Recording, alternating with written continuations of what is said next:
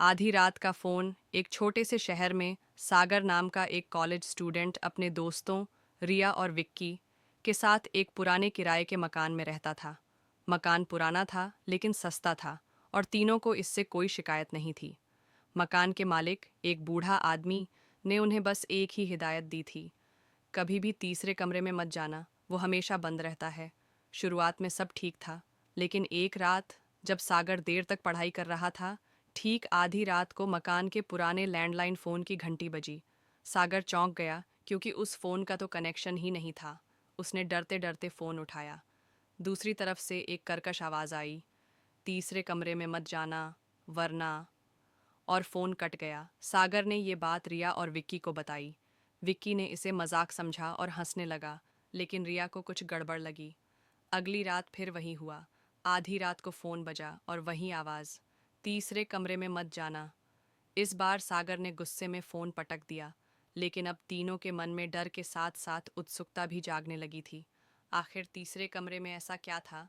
विक्की, जो सबसे नटखट था, ने फैसला किया कि वो तीसरे कमरे का ताला तोड़कर देखेगा। रिया ने मना किया, लेकिन सागर भी उत्सुक था। अगले दिन जब मकान मालिक शहर से बाहर था, तीनों ने मिलकर तीसरे कमरे का पुराना ताला तोड़ दिया। अंदर का नज़ारा देखकर उनकी सांसें थम गईं। कमरे में पुराने फर्नीचर, धूल भरी तस्वीरें और एक बड़ा सा आईना था जो दीवार पर टंगा था। आईने में उनकी परछाई तो दिख रही थी, लेकिन कुछ अजीब था। उनकी परछाइयों की आंखें लाल थीं। अचानक कमरे की लाइटें टिमटिमाने लगीं और आईने से एक ठंडी हवा का झोंका आया। रिया चिल्लाई, यहाँ से चलो! लेकिन तभी कमरे का दरवाज़ा अपने आप बंद हो गया। उसी वक्त लैंडलाइन फ़ोन फिर बजा, जो अब कमरे के बाहर नहीं, बल्कि कमरे के अंदर ही कहीं से आ रहा था। विक्की ने डरते हुए एक पुराने बक्से को खोला, जिसमें से वही पुराना फ़ोन निकला।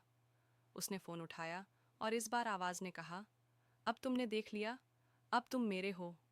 तीनों घबरा गए। सागर ने हिम्मत करके आईने को तोड़ने की कोशिश की, लेकिन आईना अजीब तरह से चमकने लगा। तभी रिया ने दीवार पर टंगी एक पुरानी तस्वीर देखी, जिसमें मकान मालिक के साथ एक और आदमी था, जो बिल्कुल सागर जैसा दिखता था। तस्वीर के पीछे लिखा था, राहुल, 1995, तीसरे कमरे में गायब। अब सस्पेंस गहरा गया। क्या मकान मालिक कोई राज छिपा रहा था? क्या तीसरे कमरे में कोई बुरी शक्ति थी, या फिर ये सब एक बड़ा जाल था? आखिरी ट्विस्ट में पता चलता है कि मकान मालिक का बेटा राहुल, जो सागर से हूबहू मिलता था, 30 साल पहले तीसरे कमरे में एक रहस्यमयी आईने की वजह से गायब हो गया था। मकान मालिक ने सागर को देखकर सोचा कि शायद उसका बेटा लौट आया है और वो तीनों को उस कमरे से दूर रखना चाहता था। लेकिन आईने की शक्ति अब भी जिंदा थी और उसने सागर को अपनी ओर खींचना शुरू कर दिया। क्या सागर, रिया और विक्की उस कमरे से जिंदा निकल पाए, या आईने ने उन्हें भी अपने अंदर समा लिया? यहाँ